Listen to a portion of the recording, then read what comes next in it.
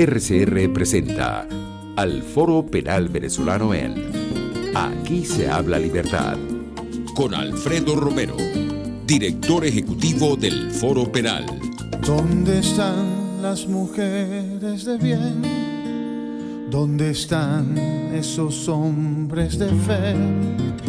¿Dónde están nuestros niños de amor que gritan y claman la verdad? ¿Quién para tantas balas el mar? ¿Quién para tanta arbitrariedad? ¿Quién para tanto odio y maldad? ¿Dónde están los soldados de paz? Por la vida doy la vida, por la paz doy amor, por respeto a la vida. Esta canción contra el terror, una canción contra el terror. Buenos días a todos. Bueno, aquí, como todos los martes, en representación del Foro Penal, les habla Alfredo Romero.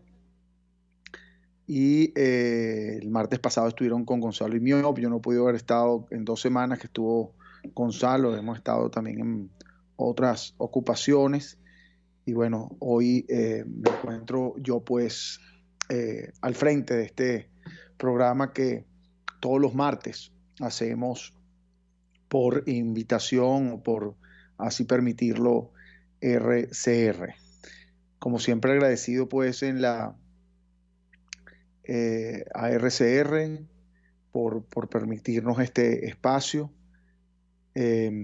a Jaime Nestares como director general de la estación, Luis Arcaya en la gerencia general, a Catherine Manzano, que es nuestra productora del programa, y en los controles, Catherine, ¿quién está? Que siempre creo que es José Gregorio González, ¿cierto?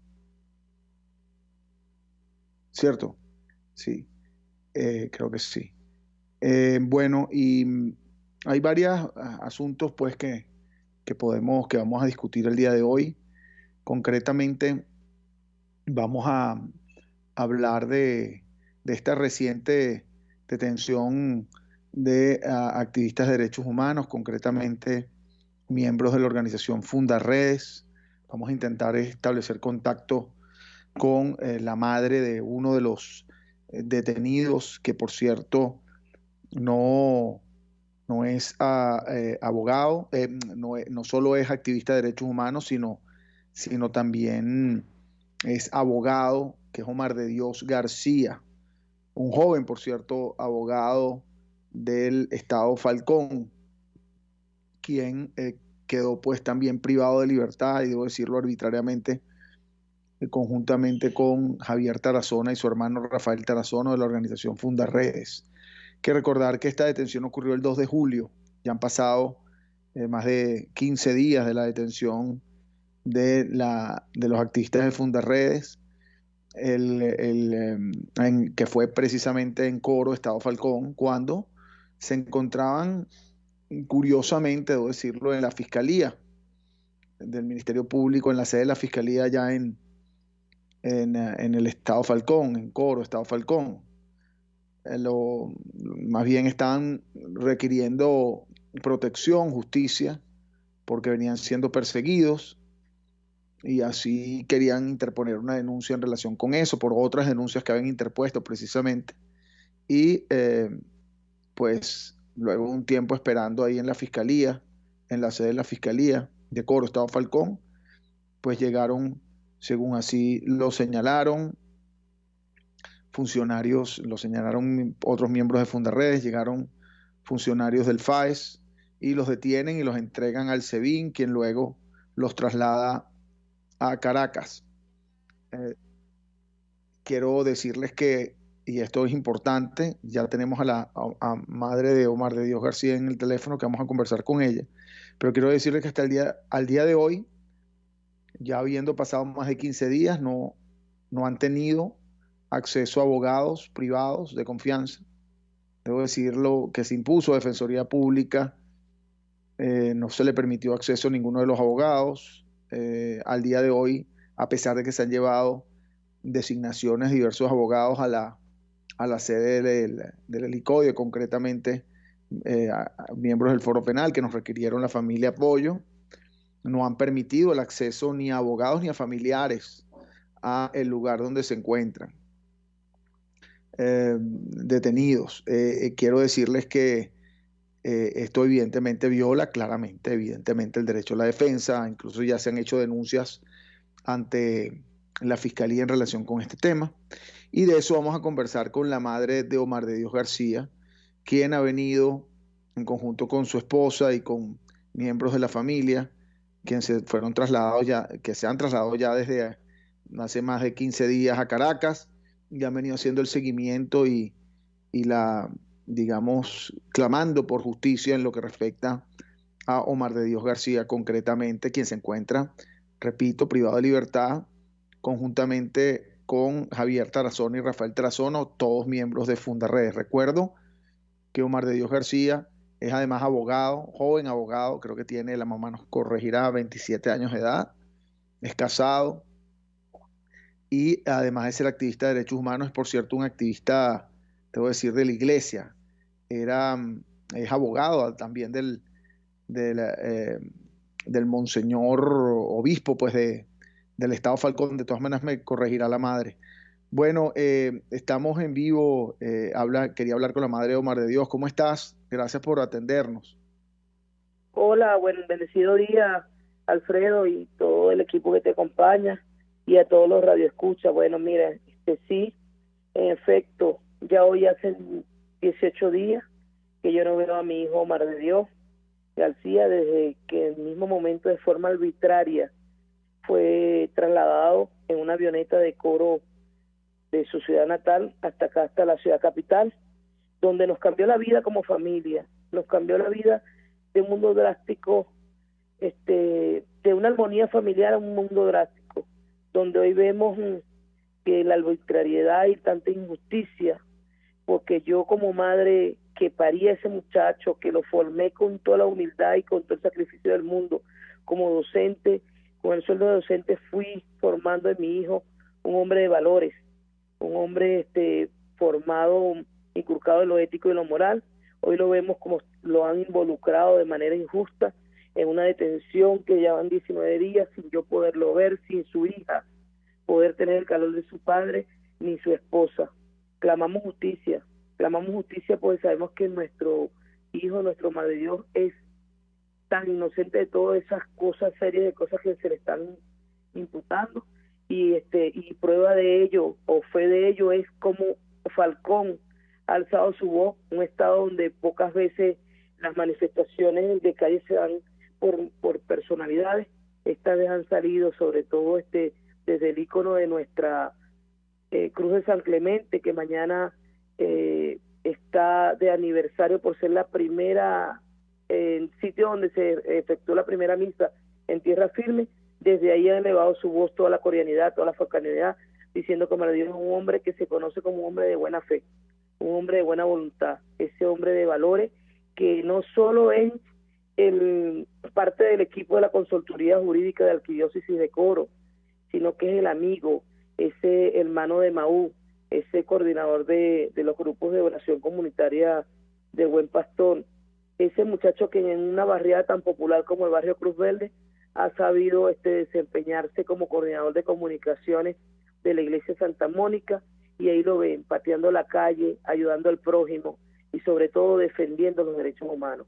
Omar de Dios no es un delincuente, Omar de Dios es incapaz de matar una muchacha porque es ecologista. Omar de Dios le duele el alma cada vez que hay un derrame en alguna de las costas de Falcón, y eso es lo que ha hecho. Omar de Dios nunca ha tocado temas que tengan que ver con temas fuera de su jurisdicción, y mucho menos ha atropellado o ha vulnerado a ningún ser en este país ni en ninguna parte del mundo, porque Omar Dios es un ser de buena voluntad. Bueno, estamos hablando con Omarelis García, quien es la madre de Omar de Dios García. Ella se encuentra en este momento en Caracas, ha venido, me consta porque la hemos acompañado, acudiendo incluso a diferentes instancias, particularmente el día, creo que fue ayer o antes de ayer, me aclararás, estuviste en la fiscalía llevando una denuncia precisamente donde la misma se señala que él no ha tenido acceso a abogados y tampoco, porque entiendo, de todas maneras quiero que me lo confirmes, no han tenido la familia acceso a verlo, a constatar su estado de salud, o sea, no les han permitido visita, ¿cierto?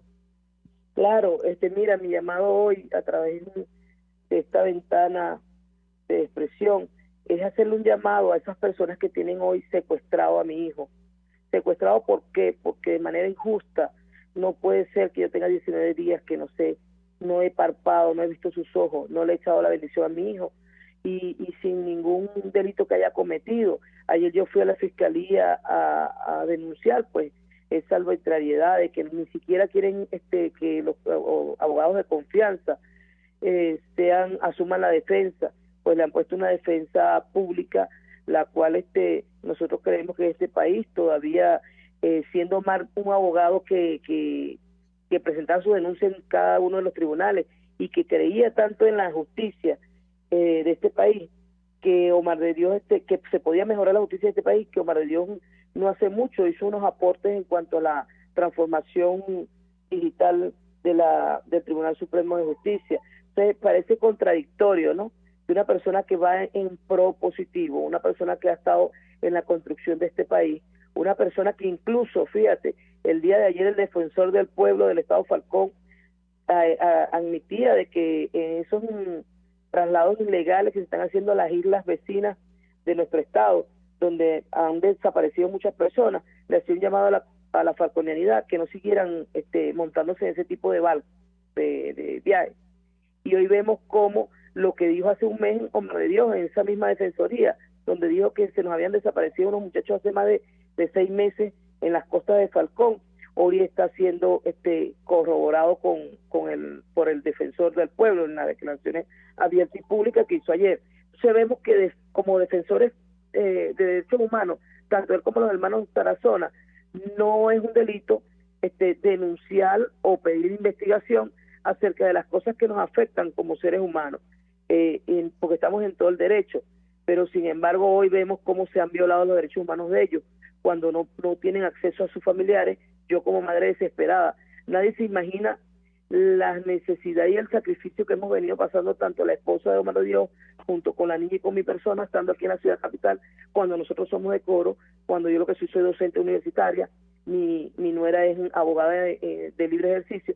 Entonces vemos que lo cuesta arriba que se nos hace mantenernos aquí en la capital tratando con la esperanza de sacar de esa prisión injusta donde está mi hijo, pero además de eso tratando de ver y que esté bien, pues, y no hemos logrado. Estos 19 días han sido días de angustia, de dolor, de un trauma. La niña, el día del niño preguntando por su papá, y incluso nos decía, apenas con 6 años nos decía, mi papá no es malo, ¿por qué no está conmigo? Algo le está pasando, ¿qué problema está? O sea, eso nos desespera y sabemos que así como nosotros como familia, también está una familia en el Táchira, la señora Teresa Sánchez también está sufriendo de pensar que tiene sus 2 hijos ahí sin poder tener acceso a verlos. Entonces el llamado es a la conciencia, a la reflexión, a ese corazón.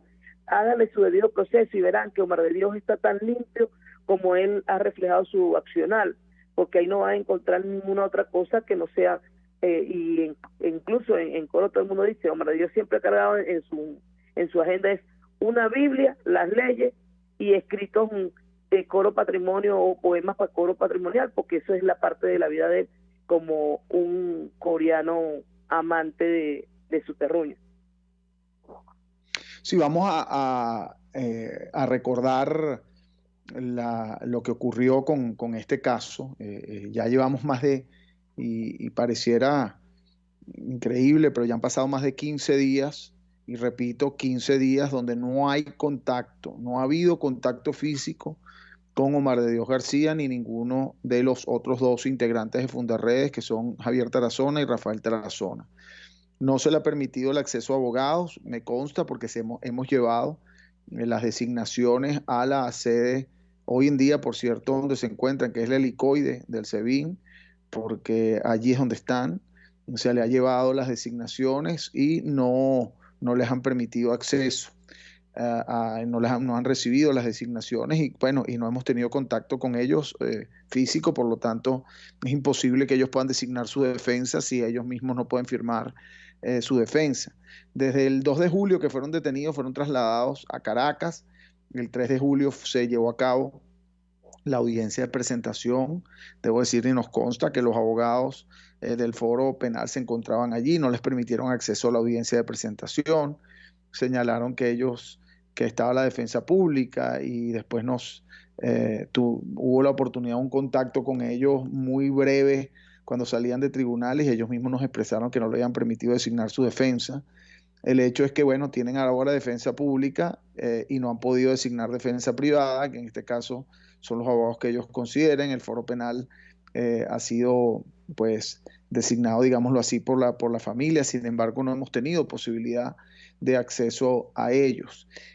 Tampoco la familia ha tenido posibilidad de acceso a ellos físicamente. Les han llevado, sé que han podido llevarles algunos artículos, etcétera, pero no han tenido acceso a ellos.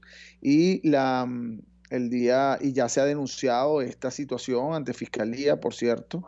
La madre Omar de Dios consignó una denuncia concretamente ante la Fiscalía de Derechos Humanos a los efectos de precisamente señalar que no han tenido acceso a ellos, que no han tenido visitas y que no han tenido acceso a defensa privada. Esto es, para que sepan, esto pues impide que se pueda ejercer la defensa ante tribunales por un lado, y mientras transcurre el lapso de 45 días, que es el lapso donde la Fiscalía debería estar investigando para preparar una acusación, concretamente alegando o estableciendo evidencias suficientes para, si acaso lo acusan, este tiempo no ha podido accederse a la Fiscalía o a los tribunales a los efectos de ejercer defensa de ningún tipo por parte de abogados, en este caso privados, y los abogados que ellos puedan designar, porque no les han permitido su designación. Eso viola claramente, evidentemente, el derecho a la defensa, y esto es, pues cuando uno denuncia este tipo de cosas, entonces dicen que uno está denunciando cuestiones que diga y de alguna forma criticando, digámoslo así, cómo funciona el sistema judicial. No, es que el tema es que eso es una evidente y clara violación al derecho a la defensa, que es muy obvia. Si usted no permite que le acceder a abogados privados, no permite visitar, no permite el contacto con el detenido, pues no puedes decir que él se le permitió la defensa. No, que yo le impuse defensa pública, ese es el derecho a la defensa. No, la defensa no es la que impone, en este caso el gobierno, el Estado. No, la defensa es la que decide voluntariamente el detenido de conformidad con la Constitución. ¿Y por qué la Constitución establece que se exige a las autoridades que permitan una llamada, y es un derecho que tiene el detenido, una llamada al familiar o al abogado en el momento de la detención de manera inmediata, precisamente para que el detenido pueda llamar a su abogado, a su familiar y designar su defensa y de alguna manera expresar su voluntad? Aquí no se le permitió llamada antes de ser presentado ante un tribunal. Al día de hoy no se ha permitido tampoco acceso a abogados para conversar con él, abogados privados. Entonces, ¿qué defensa es esa? La defensa unilateral,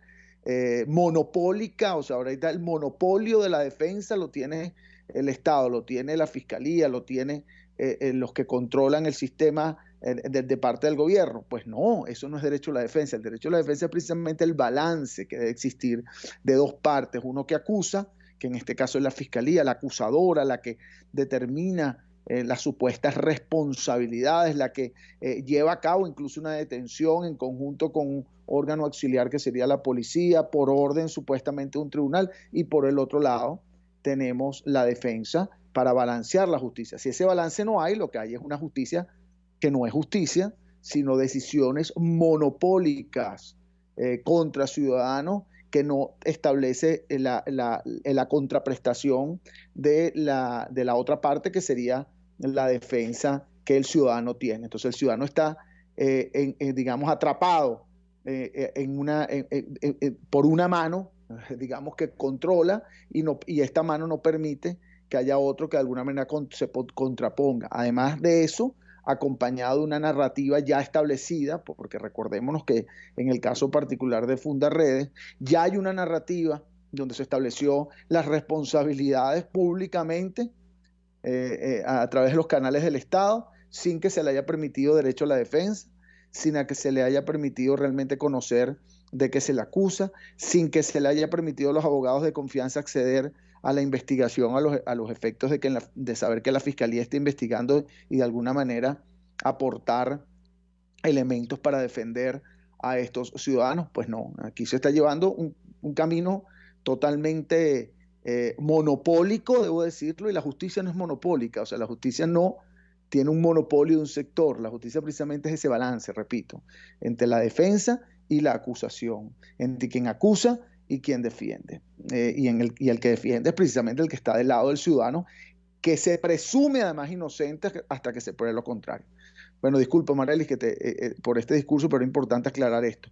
Bueno, y la situación actual, cuéntame cuáles son las próximas acciones de ustedes, cuáles que esperan, que requiere a la población. Sé que han tenido además conversaciones con las representantes de la oficina de la Alta Comisionada de Derechos Humanos en Venezuela. Bueno, sí, efecto, nosotros hemos querido tocar todas las puertas, hemos estado tocando todas las puertas, de alguna u otra manera, demostrando, llevando su hoja de vida de Omar de Dios, porque nosotros estamos conscientes de que la forma como él fue sacado de la Fiscalía, nos indicaban que él en ese momento no era el objeto de apresión. Nos sorprende después cuando es trasladado a Caracas, porque en efecto, a quien sacan esposado de la Fiscalía Superior de Cobro, desde las instalaciones de la Fiscalía, que anda rodando en las redes unas fotos, fue a Javier Tarazona, y va Omar de Dios acompañándole asistiéndolo como abogado, pero sorprendentemente después nos informan que también fue trasladado en la avioneta para acá, para la capital. O sea, no entendemos bajo qué argumento, si por el simple hecho de ser miembro de Fundarredes.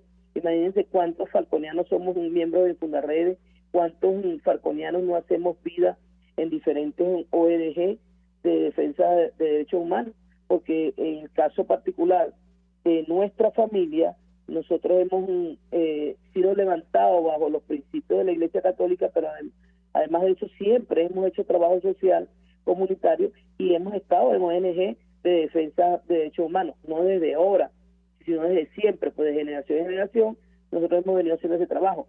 O sea, nos parece insólito que el ser un ciudadano interesado, preocupado y ocupado por el cumplimiento de las leyes, hoy sea imputado, pues en el caso de Omar de Dios, de esa manera, con unas cuestiones que cuando el fiscal general lo anunció por la televisión, que originó, por ejemplo, una crisis hipertensiva una crisis hipertensiva con desencadenando un infarto al miocardio al tiro de Omar de Dios, que estaba al lado mío. Pero además de eso, empeoró la situación de COVID que tenía la bisabuela materna de Omar de Dios, quien falleció hace 3 días. Entonces, imagínense todas esas consecuencias. ¿Quién nos da cuenta de todo este sufrimiento y este padecimiento que nosotros estamos haciendo? El llamado es a que basta ya de tanta injusticia. Nosotros aspiramos que liberen a Omar de Dios, pues estamos totalmente seguros que Omar de Dios es un muchacho que no tiene nada que ver con cosas injustas, ni violentación ni fragmentación de la ley, tomando en cuenta que si ellos lo revisan, ¿qué van a encontrar? A Omar de Dios un abogado dedicado a la protección, a la defensa de los derechos de los niños, de los adolescentes, y que en todos los tribunales del país van a encontrar que es lo que está haciendo su trabajo. ¿Qué pueden encontrar en su cuenta bancaria? Que está limpio, que no tenemos dinero, que vivimos el día a día como un venezolano normal. ¿Qué van a conseguir en sus actividades diarias? Orar, trabajar con Cáritas, siendo voluntario de Cáritas, trabajar por la comunidad. ¿Qué van a conseguir en sus documentos?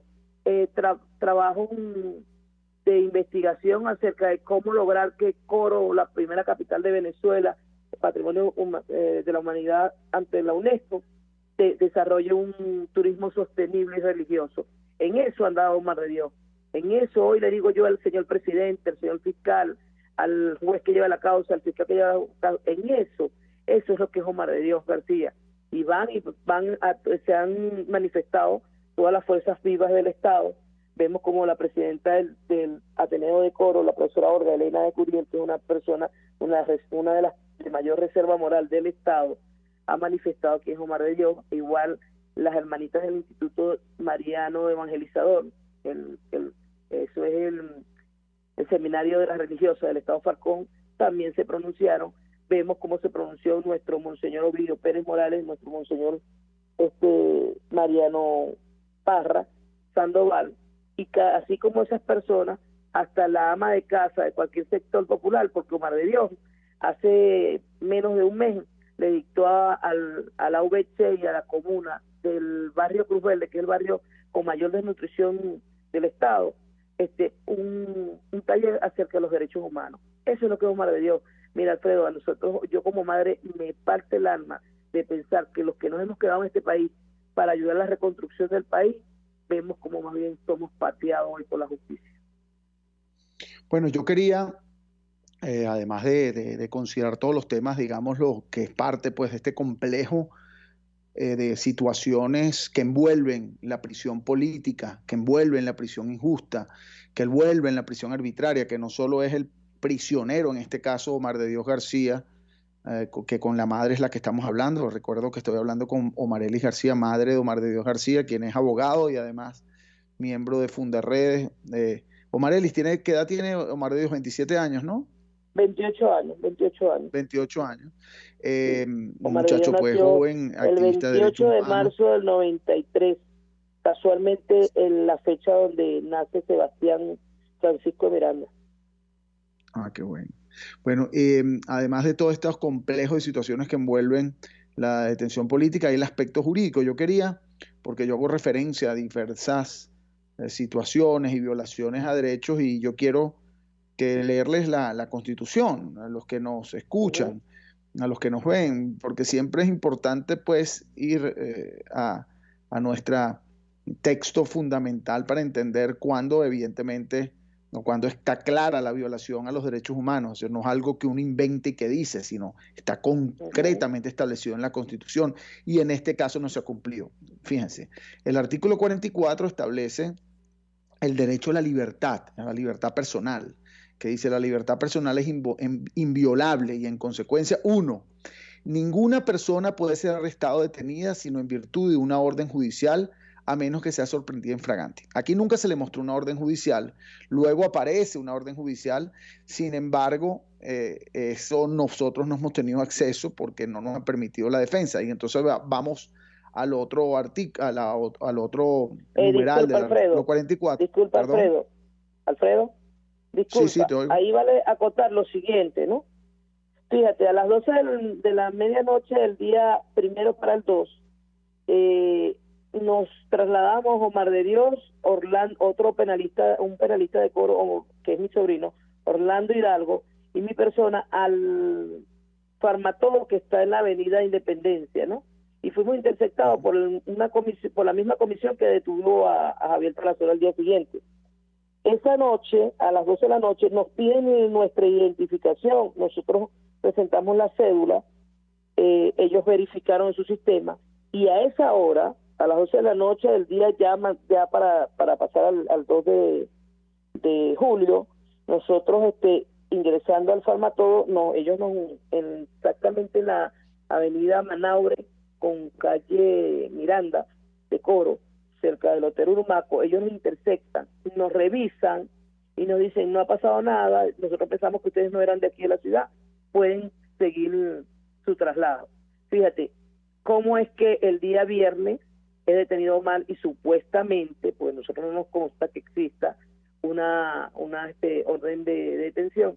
¿Cómo es eso que él no aparece en el sistema solicitado? Pues y él entregó su carnet de abogado y su cédula, mi sobrino su carnet de abogado y su cédula, y yo dicté mi número de cédula porque no cargaba la cédula en el momento.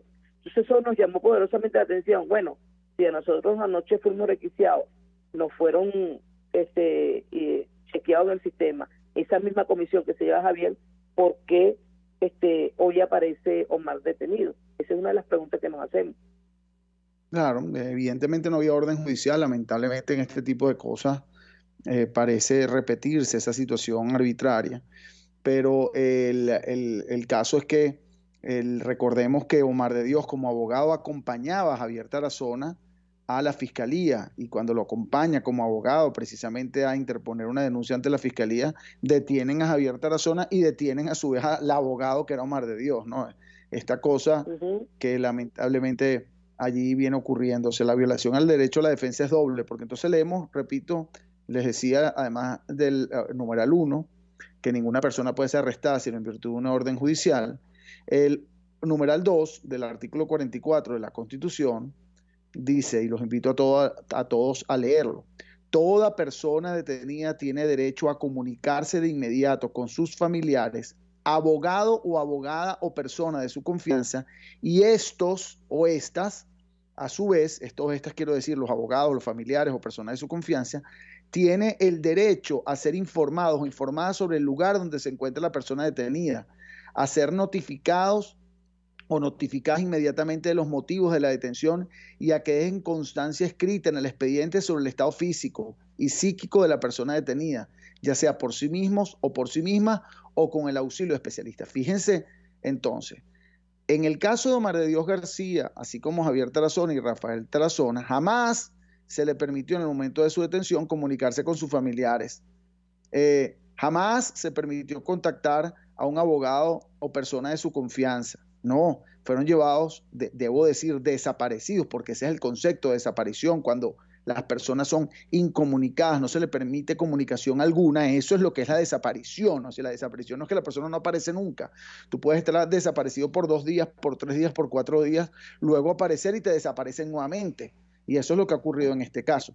Pero también te dice, además de que debe ser, la persona tiene ese derecho a comunicarse, o sea, se le debe permitir esa comunicación inmediata. Luego de que tiene ese derecho, también dice, tienen el derecho, ¿quiénes? Las personas que en este caso son sus familiares o abogados de confianza, a ser informados o informadas sobre el lugar donde se encuentra la persona detenida. Eso tampoco ocurrió, y repito, y no ocurre en este momento.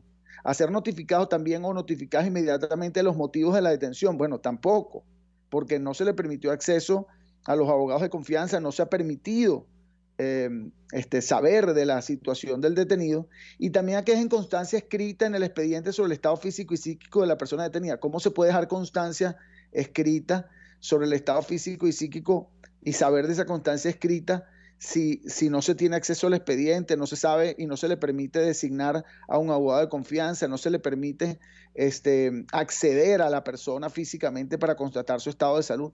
Y eso básicamente es algo que se ha venido violando totalmente en esta detención, como ha ocurrido en otras detenciones. Y esto es simplemente lo que dice nuestra Constitución, es decir, no estamos hablando más allá de lo que dice nuestra Constitución y lo que debe establecer y debe exigir los miembros del sistema de justicia, y debo decirlo también, todos aquellos que fueron parte o cómplice de esta situación son responsables evidentemente de la violación a los derechos humanos de esta persona detenida.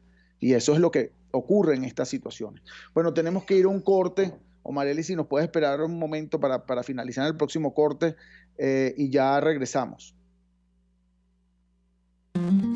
Usted escucha al Foro Penal Venezolano en Aquí se habla libertad, solo por rcr.tv, la radio que se ve. Sintonícenos a través de Periscope, @RCR750, la radio que se ve. Amigos, nace un nuevo concepto de farmacia en Venezuela. Farmacia CVS y más. Todo lo demás. En Farmacia CVS, en español CVS, lo consigues todo en un solo lugar. Salud, belleza, hogar y comida. Un nuevo concepto en todo para un nuevo concepto de vida. Farmacia CVS y más está en el CCCT nivel C1, frente a Beco y al lado del Banco Mercantil. En Instagram, FarmaCVS. Farmacia CVS y más. todo lo demás. ¿Te imaginas unos deliciosos y súper cremosos helados libres de azúcar, libres de lácteos, libres de huevos, libres de gluten, libres de culpas? Te lo tengo. Heladería Vegan Fruit lo hizo posible y aptos para todo tipo de personas. Los heladitos Vegan Fruit los encuentras en los mejores supermercados y tiendas de delicateces. Síguelos en las redes. @heladería Vegan Fruit. Amor vegano y cremoso. Moisés Naim en Efecto Naim. Hola, soy Moisés Naim desde Washington. Conéctese a rcr.tv. También nos puede seguir por @Efecto Naim en Twitter. Y estamos en Facebook y en Instagram. Y no olvide que puede disfrutar todos los contenidos del programa cuando usted quiera, suscribiéndose a nuestro canal de YouTube. Nos vemos en la radio. Los miércoles y viernes a las 7 de la noche. Solo por RCR 750 AM. Amigos, quiero recomendarles el maravilloso servicio de talabartería y zapatería principal. Todo en reparación de artículos de cuero, pero también tela, sintético y lona. ¿Quieres rescatar maletas, maletines, morrales o quieres embellecer tus zapatos y carteras? Talabartería y zapatería principal. Visítalos en el Centro Comercial Galerías de Prados del Este. Talabartería y zapatería principal. El arte de trabajar el cuero. Hola, soy Blanca Rosa Mármol de León, magistrada emérita del Tribunal Supremo de Justicia. Les invito a sintonizarnos junto a Thais Peñalver los martes de justicia al mediodía en Buen Provecho. Conéctese con nosotros en @RCR750 y buen provecho.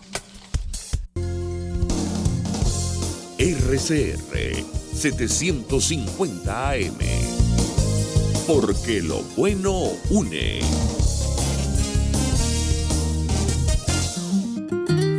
Les estamos presentando al Foro Penal Venezolano en Aquí se habla libertad.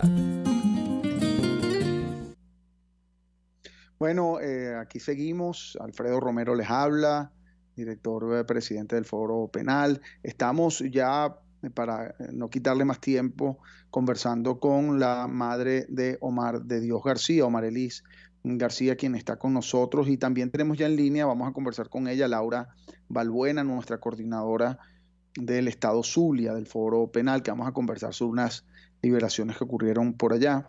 Bueno, Omar Elis, quería ya, pues, para no quitarte más tiempo, ¿qué le pides tú a los que nos escuchan? Aquí hay siempre muchos activistas del Foro Penal, tanto en Venezuela como fuera del país, también personas que no solo están probablemente escuchando en este momento, sino también quedan, pues, ya posteriormente, este programa queda pues allí colocado en las redes sociales, en la página web además del Foro Penal, queda en YouTube.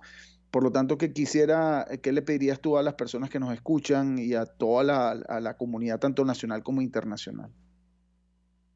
Bueno, mi llamado es a que dejemos a un lado las diferencias y entendamos que los derechos humanos son inviolables, que defender los derechos humanos no es un delito, que Venezuela siempre tuvo la cultura de que nos hablábamos con la verdad y la justicia.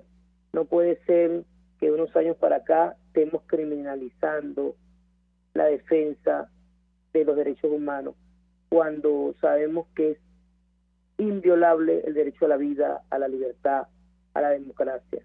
El llamado es que sigamos en pie de lucha donde nuestra esperanza no se vea pisoteada por hechos tan injustos como los que hoy, y arbitrarios como los que hoy estoy viviendo yo como madre de familia, como lo que está viviendo la esposa de mi hijo, como lo que está viviendo mi familia. No, demos fuerza unos con otros, unamos esfuerzos y demostremos de qué estamos hechos. El venezolano quiere libertad, el venezolano quiere paz, el venezolano quiere vivir como siempre ha vivido, en armonía. No puede ser que en los medios nacionales veamos personas que dicen ser personeros o comisionados para la paz y se le vea en su mirada cuando nombran a Fundarredes o cuando nombran a Javier Tarazona, odio. No, ya basta de eso. Yo creo que los venezolanos nos merecemos vivir en paz y armonía, pero desde lo más profundo de nuestro corazón, para que juntos podamos reconstruir la Venezuela que soñamos. Y esa Venezuela que soñamos es la que decidió Omar de Dios quedarse. En esa Venezuela que soñamos es donde Omarelis García, hoy madre de un preso político, de manera humilde, llama a los venezolanos y les dice: ya basta de estas actuaciones, ya basta de que nosotros nos dejemos violentar el derecho por un pequeño grupo de personas que no conocen el amor al prójimo, el amor a la verdad, el amor a la vida. Entonces mi llamado es eso, a que se toquen en el corazón todos los venezolanos, desde el presidente hasta esa madre que, al igual que yo, estamos en un barrio llorando hoy la prisión arbitraria de nuestros hijos, de ese fiscal que de manera autocrática habló el día sábado, ¿verdad? Sin conocer la realidad de quiénes son Omar de Dios, Javier y José Rafael. Y me tomo un minuto para que sepan las madres de este país que Omar de Dios es un muchacho de 28 años, común y corriente, que camina las calles de su comunidad, saludando a todo el mundo, y que la gente lo conoce como un muchacho de buena conducta. Pero además de eso, yo quiero que sepan que en el Táchira a Javier Tarazona lo conocen como un profesor inteligente, como ese asesor de tesis, ese profesor que acompaña y defiende a los estudiantes, pero más allá de eso, también a las comunidades. Y ese profesor que le da amor, con esa vocación docente a los niños en las comunidades.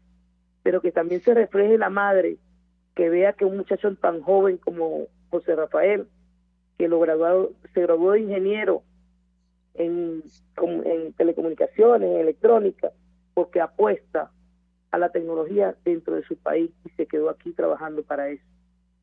Entonces hoy todas las madres de Venezuela sientan que yo tengo un dolor profundo, que en Omar de Dios, en Rafael y en Javier veo el rostro de todos los venezolanos que sufren día a día para ver qué comemos, para ver cómo pateamos la calle, para ver cómo nos resguardamos de los malos. Y entonces hoy seamos nosotros víctimas de esta represión, de esta arbitrariedad y esta injusticia. Ellos no se merecen estar ahí por defender los derechos de todos los venezolanos. Entonces mi llamado a esto, Alfredo, sí, a que ya basta de tanta injusticia. Yo quiero ver a mi hijo. Yo quisiera que la fiscalía, así como yo ayer llevé ese escrito, me llamara hoy y me dijera: usted va a ver a su hijo, señora. Y yo abrazar a mi hijo y verle la mirada y decirle: hijo, te amo, yo sé que tú vas a salir de esta. Pero lamentándolo mucho, estoy esperando, ansiando esa llamada. Y yo como madre hoy les digo, como docente y como trabajadora comunitaria: señores, ya basta de tanta injusticia. Muchas gracias. Pero como les digo y les recuerdo, darme la oportunidad. Al día de hoy, debo decirlo, no se ha permitido su visita, no se ha permitido contacto con un abogado, no se ha constatado físicamente su estado de salud, y eso es lo que pide la madre, por lo menos verlo inicialmente, y además su libertad, que la merece. Bueno, vamos, muchas gracias, Omarelis, seguimos pues apoyando este caso. Vamos primero a la máquina de la represión para luego entrar con Laura Balbuena sobre estas cifras que tenemos al día de hoy. Bueno, vamos con la máquina de la represión. La máquina de la represión. Al día de hoy, esta semana, el número de presos políticos es 276, de los cuales hay 16 mujeres, 129 militares. Al día de hoy suman 15.753 arrestos de personas con fines políticos. 9.392 personas se mantienen con medidas restrictivas a su libertad. Ciertamente se encuentran fuera de la prisión esas 9.392 personas, pero no se encuentran libres, por eso son excarcelados, pero con medidas restrictivas a su libertad. 872 civiles han sido presentados ante tribunales militares, al menos contados desde el año 2014. Bueno, en relación con este número, y por eso queríamos hablar con Laura Balbuena, nuestra coordinadora del Estado Zulia. Laura, ¿cómo estás? Hola, ¿cómo están? Bien, gracias Laura, gracias por atendernos. Mira Laura, bueno, quiero recordarles a todos que la semana pasada teníamos 299 presos políticos, al día de hoy son 276 y aquí el efecto puerta giratoria, ¿no? En este número de presos políticos incorporamos pues a activistas de derechos humanos que incorporamos la semana pasada, Javier Tarazona, Rafael Tarazona, Omar de Dios y otras personas que han sido detenidas. Esta semana incorporamos, por ejemplo, a Freddy Guevara y a su chofer que fue detenido, o a la persona que manejaba, pues no sabemos exactamente, y otras personas que han sido detenidos en relación con ese caso. Pero el número bajó a 276, tomando en cuenta pues que hay unos nuevos ingresos de personas. Fíjense el efecto puerta giratoria. ¿Y por qué ocurrió esto? Porque es lo que queremos hablar con Laura. 25 personas que se encontraban en arresto domiciliario, privados de libertad, pues, en arresto domiciliario en el estado Zulia, quedan libres o quedan, digamos, excarcelados fuera de su casa con la posibilidad, pues, de ya caminar por las calles, pero no es porque los liberaron, sino porque, y eso es lo que quiero que Laura nos aclare, bueno, los procesos se extienden de tal manera, las personas no tienen posibilidad de defenderse, y las personas se sienten pues obligadas a admitir hechos, entonces terminan admitiendo hechos para obtener su libertad, y eso fue lo que ocurrió con estos 25 muchachos que excarcelaron en el estado Zulia. Entonces, primero, Laura, quiero que nos cuenten de qué se trataba este caso, por qué ellos fueron privados de libertad, el proceso, el estado del proceso, y qué fue lo que ocurrió en cuanto a la admisión de hechos y su libertad, y si realmente van a ser liberados de manera plena en algún momento. Este caso fue, yo creo que fue bastante nombrado y quizás la gente se recordará. Cuando inició la pandemia, una de las medidas que tomó el Ejecutivo Nacional fue cerrar los mercados. Aquí el primer mercado que cerraron fue el mercado de las pulgas. Y estos ciudadanos, el día que se decretó esto del cierre, habían asistido al mercado, pero era porque eran personas que trabajaban ahí, lo que estaban haciendo era sacar su mercancía del mismo mercado. Dado que esto se estaba realizando, llegó una comisión de la Guardia Nacional en conjunto con la policía del estado Zulia y detuvieron a estas 25 personas de una manera bien ilógica, porque a ellos lo que le dijeron fue que hicieran una cola, que los iban a dejar entrar a sus locales para poder retirar la mercancía y que cada quien se la pudiera llevar a su casa y vender desde su casa. Y realmente la cola era para detenerlos, no para poder sacar los enseres de sus negocios. En ese momento ellos lo detuvieron y los imputaron de instigación para delinquir, desobediencia a las leyes por el tema del decreto presidencial, resistencia a la autoridad, obstaculización de la vía pública y agavillamiento. Es una locura porque, bueno, ¿qué estaban obstaculizando en la vía pública si básicamente estaban dentro de un mercado, además, ¿no? Y la mayoría de las personas, a pesar de que se conocían, realmente no estaban cometiendo ningún delito como para que se les imputara agavillamiento. Ellos fueron detenidos en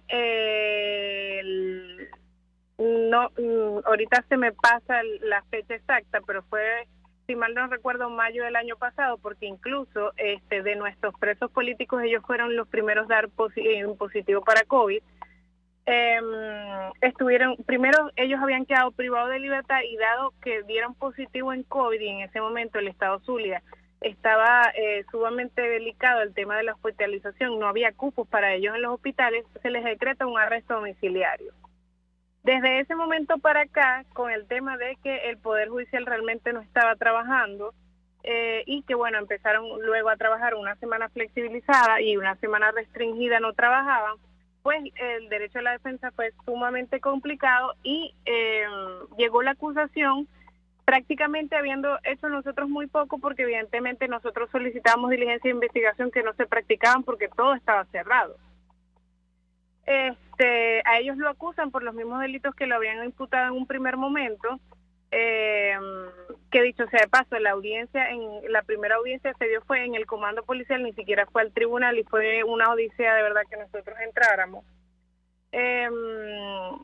Y a ellos los acusan y ya tenían desde el año pasado en mayo hasta esta fecha, porque la audiencia fue el viernes pasado, privados de libertad y luego en arresto domiciliario en sus casas. O sea, realmente nunca estuvieron en libertad. Más de un año estuvieron presos sin posibilidad de absolutamente nada, porque ni siquiera al derecho a la debida defensa como debería ser. Cuando llegamos a la audiencia, pues nosotros en un principio estábamos solicitando el diferimiento por un tema de que nos llamaron de un día para otro por teléfono, ni siquiera nos daba tiempo para contestar. Pero básicamente los pusieron contra la espada de la pared porque ellos le ofrecían la admisión de los hechos, quitándole algunos delitos para que pudieran optar a la suspensión condicional del proceso, una fórmula donde tienen que admitir los hechos y se le imponen algunas obligaciones por el periodo de un año, y que luego de esto se le va a sobreseer la causa, es decir, se les va a cerrar la causa. Ellos viendo esta posibilidad frente a la posibilidad de evidentemente ir a juicio, que quizás cuando se iba a hacer la apertura a juicio y quedar privados de libertad, básicamente eligieron admitir los hechos solo por la posibilidad de poder estar en libertad. A ellos lo que se les impuso fueron unas obligaciones de material de oficina para el tribunal y presentarse durante un año ante la unidad técnica de apoyo del sistema penitenciario. Ok. Bueno, Laura, entonces esto es lo que, para que todos entiendan, no quiere decir que es que hay una reducción, digamos, de los presos políticos, sino sigue ocurriendo lo que es el efecto puerta giratoria, pues, y basado en estos argumentos, pues en estas situaciones que tú planteas, porque lo que ocurre aquí, y lo hemos dicho, es que los procesos se entiende, la persona ni siquiera tiene derecho a la defensa, y para que nos comprendan, las personas, el más del 90% de los presos políticos se encuentran en medidas preventivas, medidas previas al proceso, es decir, no han comenzado el proceso, su detención es producto de una presunta comisión de un delito donde no han tenido ni siquiera la posibilidad de defenderse, y ocurren estos casos que las personas son luego liberadas habiendo estado detenidas a lo mejor hasta más tiempo, primero del supuesto negado de que hayan cometido un delito, a lo mejor más tiempo de lo que les correspondería si hubiesen sido condenados, pero más allá de eso, el hecho es que si no cometieron un delito quedan privados de libertad de manera arbitraria e injusta y no pudieron nunca probar ni siquiera o determinar, por un lado, de qué se les acusa, porque ni siquiera se les acusó de nada concretamente, porque no tuvieron un proceso por lo menos para que el fiscal presentara la acusación formal, pero tampoco entonces tuvieron la oportunidad del derecho a la defensa. Fíjense que esto es lo que ocurre. Hablábamos del caso de Omar de Dios García, de Javier Tarazona, Rafael Tarazona, al día de hoy se encuentran privados de libertad preventivamente, y esto es importante para los que no manejan los temas jurídicos. Preventivamente quiere decir que no han tenido condena, no se les ha probado ningún delito, no se les ha ni siquiera acusado formalmente, y no han tenido una audiencia para escuchar, oír de qué se les acusa y que se presenten sus evidencias, y así muchas personas se mantienen privadas de libertad. Recientemente oía, por cierto, un discurso, no sé exactamente dónde, de Loren Saleh, quien estuvo privado de libertad 4 años en Venezuela, luego lo sacan de Venezuela, lo destierran, debo decir, a España, y allí se encuentra, y él nunca tuvo un proceso judicial, es decir, él estuvo 4 años preso, sin proceso judicial, no tuvo una audiencia de juicio jamás, y así ocurre, por ejemplo, con Antonio Garbi, que recientemente fue que realizaron la audiencia preliminar, no sé las conclusiones concretas de esa audiencia, la audiencia preliminar es la audiencia previa al juicio, luego de 7 años privado de libertad preventivamente, es que ahora recientemente se le realiza una audiencia preliminar y todavía no ha comenzado juicio. Emirlendris Benítez, una persona también, una mujer que está en el INOF, no tiene condena todavía, no ha concluido el juicio, ya sí tiene algunas audiencias de juicio, pero no ha concluido el juicio, y así podemos hablar de cantidades de ejemplos, y este es el caso precisamente de estos muchachos que fueron recientemente, debo decir, escarcelados en el estado Zulia. Laura nos contaba con mucho detalle, y no voy a repetir lo que ella ya muy bien explicó, y que fueron, que reducen pues la lista de presos políticos en relación con la semana pasada, pero que se mantienen dentro de este número de más de 9.000 personas que todavía se encuentran con medidas restrictivas a su libertad hasta que se cumpla pues las condiciones para lograr su libertad plena. Laura, ya tenemos poquito tiempo, es más, ya tengo casi que concluir. Cuéntanos, solo para los que nos están escuchando, la situación en el estado Zulia. Sé que el estado Zulia ha sido pues golpeado duramente con el tema de los cortes de luz, con la situación general, digamos, incluso de la represión allá. Cuéntanos cómo está el estado Zulia, cómo está Maracaibo, de nuestros queridos, maracuchos, ustedes, pues, ¿cómo están? ¿Cómo está la vida allá? La cosa es complicada. Yo creo que nosotros hemos sido uno de los estados que nos ha tocado más duro con el tema de las medidas preventivas por el tema del COVID, y también que ya veníamos con una crisis económica acentuada. Ya acá el tema de la gasolina es sumamente complicado. O sea, hay que hacer colas de gasolina por días para las bombas dolarizadas, ni siquiera son para las bombas subsidiadas. Los cortes de luz siguen, especialmente en los sectores quizás donde son más empobrecidos. Hay ciertas partes de la ciudad que evidentemente tienen una mejor posición económica y no sufren tanto los cortes de luz. El sector económico, yo creo que me atrevería a decir que el 50% de los negocios que había en enero del año pasado ya no existen por el tema de la crisis y la pandemia, y que acá, en vez de ayudar al empresario, los entes municipales han aumentado muchísimo los impuestos municipales, especialmente para empresarios, y muchas veces pagan más de impuestos municipales que los que básicamente son sus ganancias, pues. Entonces, realmente nos ha tocado bastante duro este tema. Mira, Laura, ya entiendo, ya sí voy a concluir, pero abrieron, hay vuelos, porque quiero decirles a todos, sobre todo los que están afuera, que en Venezuela hasta la semana pasada, los únicos vuelos de avión que existían y fueron abriéndose paulatinamente eran a Nueva Esparta, que vuelan algunos días a la semana, creo que 2 días o 3, no sé, algunas líneas, o no sé. A Maracaibo creo que habían abierto unos vuelos, no sé, pero ahora entiendo, y solo volando, o sea, a Maracaibo, creo que a Canaima, no sé si a Los Roques y a Nueva Esparta, pero a otros estados, por lo menos. ¿Perdón? Ya abrieron varios vuelos a las semanas a Caracas. Ayer inauguraron rutas más seguidas, porque nada más había uno lunes y viernes, y ayer abrieron una ruta que incluso hay domingo, jueves y miércoles. Y no es porque no había líneas, sino porque estaban restringidos, están prohibidos pues oficialmente los vuelos, ¿no? Porque está volando, sí. Hay varias líneas volando, creo que Láser, no sé, Rutaca, Conviasa, no sé, pero estaban prohibidos los vuelos, ¿no? Ahora es que los abrieron. Sí. Nosotros estábamos básicamente incomunicados, porque incluso en las semanas restringidas no se podía ni siquiera pasar el puente ni transitar de un municipio a otro. Bueno, Laura, muchas gracias. Ya tenemos que concluir el programa. Te invito a que repitas con nosotros nuestro lema con el cual siempre concluimos. Gracias a Catherine Manzano en la producción. Nuevamente Jaime Nestar en la dirección general, la gerencia general Willy Zarcaya, en los controles José Gregorio González. Y a todos por estar pendientes, de estos temas duros de materia de derechos humanos, y siempre concluimos pues hasta la semana que viene con nuestro lema del Foro Penal, el cual invito a que todos lo repitan, que dice así: no hay que hacer justicia por propia mano, pero está en nuestras manos que se haga justicia.